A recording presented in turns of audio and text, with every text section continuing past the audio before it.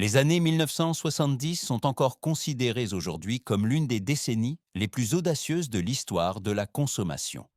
Ce fut une époque où tout semblait possible.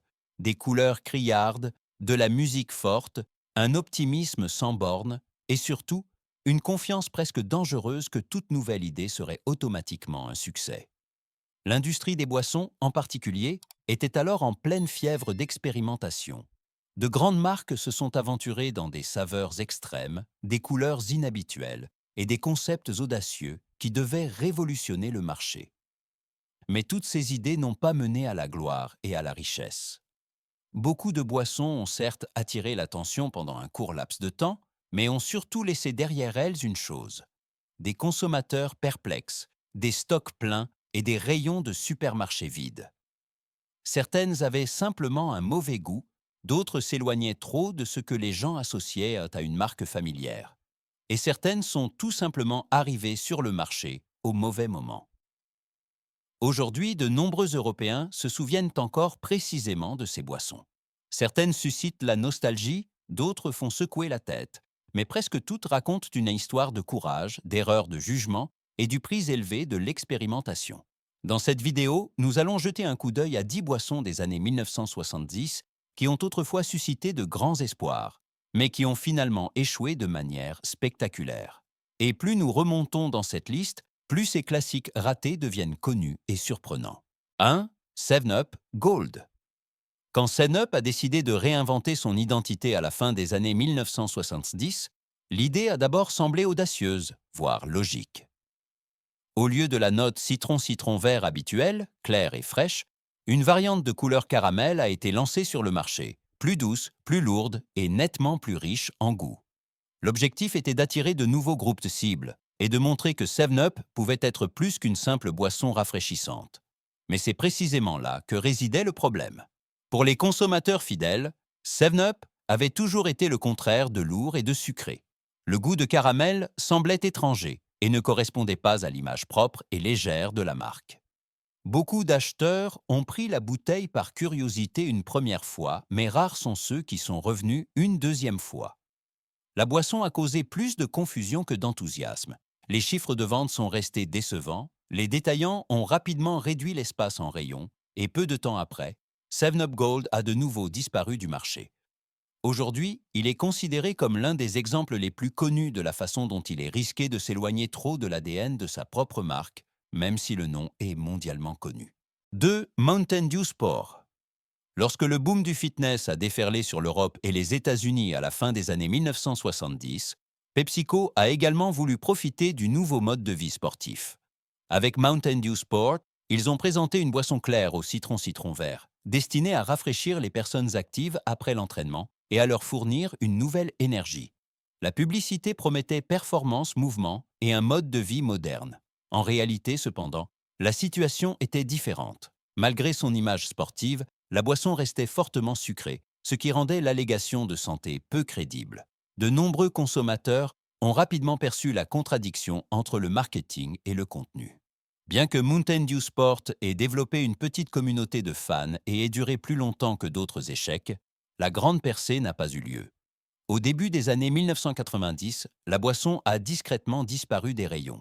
Rétrospectivement, Mountain Dew Sport est aujourd'hui considéré moins comme un succès, mais plutôt comme un précurseur des boissons sportives modernes. Une idée en avance sur son temps, mais pas encore suffisamment mûre pour être mise en œuvre.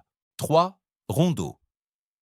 Lorsque Rondo a été lancé en 1978, il voulait avant tout être une chose, différent de toutes les autres limonades aux agrumes. La canette jaune frappante et le slogan provocateur Thirst Crusher, briseur de soif, véhiculaient déjà un sentiment de force et de franchise. Contrairement aux limonades classiques, Rondo misait sur une teneur en gaz carbonique nettement inférieure, ce qui permettait de boire la boisson plus rapidement, presque d'un trait. Le marketing est également resté dans les mémoires. Les publicités montraient des personnes qui écrasaient ostensiblement la canette vide après avoir bu, un rituel qui est resté fermement associé à la marque. Pendant un court laps de temps, Rondo a développé une clientèle fidèle, notamment parmi les jeunes consommateurs qui aimaient l'image brute et non conventionnelle. Malgré ce statut culte, Rondo n'a duré que quelques années. Au début des années 1980, la boisson a de nouveau disparu des rayons. Des décennies plus tard, une réédition surprise a suscité l'enthousiasme et a prouvé que Rondo, bien qu'ayant échoué commercialement, avait laissé une impression culturelle durable. 4. Jolt Cola. Lorsque Jolt Cola est apparu pour la première fois sous forme de prototype, l'idée semblait révolutionnaire. Au lieu d'être une simple boisson rafraîchissante supplémentaire, ce cola promettait une vigilance pure. Une teneur en caféine extrêmement élevée devait chasser la fatigue et fournir de l'énergie en une seule gorgée. Pour une génération qui voulait être toujours plus éveillée, plus rapide et plus performante, c'était une promesse alléchante. Mais la teneur élevée en caféine avait un prix. Le goût était amer et piquant, loin du cola doux et équilibré auquel les consommateurs étaient habitués. Beaucoup ont essayé Jolt Cola par curiosité, mais rares sont ceux qui l'ont repris. L'acceptation a surtout fait défaut sur le marché de masse, tandis que la boisson n'a trouvé d'attention que brièvement auprès de petits groupes cibles. Les faibles chiffres de vente ont rapidement montré qu'un effet pur sans plaisir ne suffit pas. La tentative précoce de Jolt Cola a montré que même une idée forte échoue si elle néglige l'expérience gustative, une leçon que les boissons énergisantes ultérieures n'ont réussi à mettre en œuvre que des décennies plus tard. 5. Pepsi Blueberry Cola. Avec Pepsi Blueberry Cola, Pepsi a osé un pas qui, sur le papier, semblait audacieux et moderne. L'idée de combiner le goût familier du cola avec une douce note de myrtille devait surtout attirer les consommateurs avides d'expérimentation et donner une touche fruitée à la boisson classique. L'emballage bleu voyant a d'abord attiré l'attention et la curiosité dans les rayons des supermarchés. Mais dès la première gorgée, le problème principal est rapidement apparu. Pour de nombreux buveurs de cola, le goût de baie se heurtait aux notes de caramel et d'épices habituelles du cola. Le résultat semblait déséquilibré et irritant. Ceux qui attendaient un cola classique étaient déçus, et les amateurs de limonade fruitée ne trouvaient pas grand-chose à faire avec la base de cola. Après une courte phase de test, les chiffres de vente ont chuté, les réachats ont fait défaut, et les détaillants ont rapidement retiré le produit de leur assortiment. Pepsi Blueberry Cola est ainsi devenu un autre exemple du fait que l'innovation seule ne suffit pas si elle manque le cœur gustatif d'une marque établie. 6. Sprite Lemon Lime Twist. Lorsque Sprite a tenté de donner une nouvelle touche à sa recette à succès éprouvé, le risque a d'abord semblé faible. Une petite touche au goût citron-citron vert devait apporter de la variété tout en ne rebutant pas la fidèle communauté de fans. Les campagnes promettaient de la fraîcheur avec un petit plus surprenant. En pratique, cependant, de nombreux consommateurs ont réagi plus sensiblement que prévu. L'arrière-goût modifié semblait inhabituel et perturbait précisément ce qui avait toujours distingué Sprite: clarté, légèreté et rafraîchissement immédiat. Au lieu d'enthousiasme, le nouveau goût a surtout provoqué de l'incertitude. Les chiffres de vente sont restés inférieurs aux attentes, les réachats étaient rares et la variante a rapidement disparu des rayons. Sprite Lemon Lime Twist a démontré de manière impressionnante que même les plus petits changements apportés à une recette iconique peuvent suffire à faire perdre la confiance des consommateurs. 7. Pepsi Free. Avec Pepsi Free, Pepsi a tenté de résoudre un problème qui préoccupait de nombreux consommateurs à l'époque: le désir de cola sans caféine, mais sans avoir à renoncer au goût familier. Sur le papier, cela semblait être une solution parfaite pour les acheteurs soucieux de leur santé ou sensibles à la caféine. Mais c'est précisément là que le produit a échoué. Même si la différence était subtile, de nombreux consommateurs ont perçu un changement. Le cola semblait plus plat, moins vif et, pour beaucoup, il perdait son attrait caractéristique. En même temps, le marketing n'a pas réussi à expliquer clairement pourquoi Pepsi Free devrait être meilleur que l'original. Sans un lien émotionnel fort et sans pouvoir de persuasion gustative, Pepsi Free est resté un produit de niche. La demande a rapidement chuté et la boisson a disparu du marché. Rétrospectivement, Pepsi Free montre que les bonnes intentions ne suffisent pas si le goût ne répond pas exactement aux attentes. 8. Tab Orange. Avec Tab Orange, Coca-Cola voulait donner un nouvel élan au marché croissant des boissons diététiques. La combinaison de cola hypocalorique et de goût d'orange devait paraître moderne et attirer les consommateurs à la recherche de variété sans pour autant renoncer à leur régime. Sur le papier, l'idée semblait audacieuse et contemporaine. En réalité, le goût s'est avéré problématique. La note d'orange se heurtait à la base de cola et paraissaient artificielles et déséquilibrées. Ni les buveurs de cola diététique classique, ni les fans de limonade à l'orange ne se sont vraiment sentis concernés. Beaucoup ont essayé la boisson une fois, mais rares sont ceux qui l'ont reprise.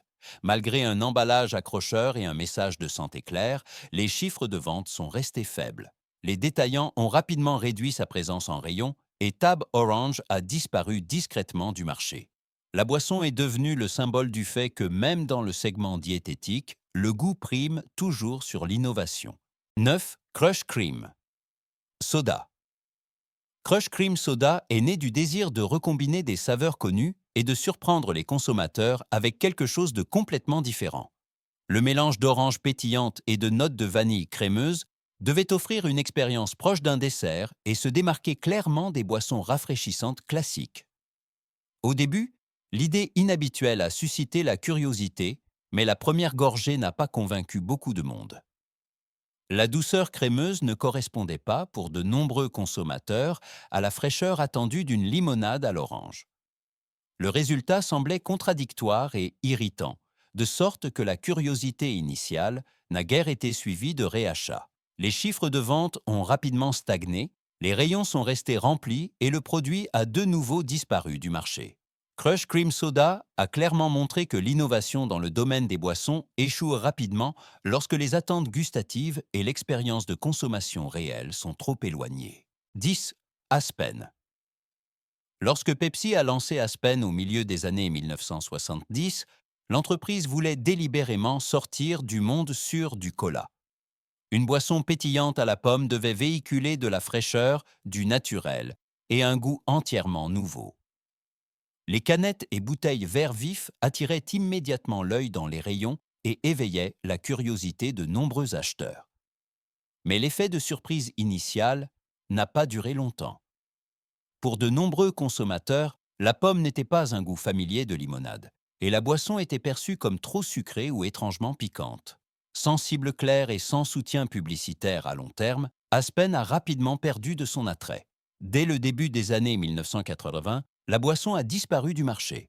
Aujourd'hui, Aspen est considéré comme une expérience intéressante mais ratée, qui a montré à quel point il est difficile de convaincre les consommateurs de saveurs entièrement nouvelles, même si elles proviennent de l'une des plus grandes entreprises de boissons au monde. Lorsque nous nous remémorons aujourd'hui ces boissons des années 1970, beaucoup d'entre elles semblent étranges, exagérées, voire absurdes. Pourtant, à l'époque, elles étaient l'expression d'un esprit du temps où les marques étaient prêtes à tout risquer pour attirer l'attention. Chacune de ces limonades raconte une histoire d'espoir, de courage et la ferme conviction de pouvoir créer la prochaine grande tendance. Tous les essais n'ont pas dû réussir pour laisser des traces. Certaines de ces boissons ont échoué en raison de leur goût, d'autres à cause d'un mauvais timing ou parce qu'elles n'ont pas compris les attentes des consommateurs. Et pourtant, ces échecs ont précisément ouvert la voie à des succès ultérieurs, des boissons sportives modernes aux boissons énergisantes actuelles et aux nouvelles combinaisons de fruits. Parfois, l'histoire nous rappelle que le progrès ne se compose pas uniquement de victoires, mais aussi d'erreurs audacieuses. Les boissons de cette liste ont disparu, mais leurs leçons demeurent. Elles montrent à quel point la ligne est mince entre l'innovation et l'échec, surtout dans une industrie où le goût est roi.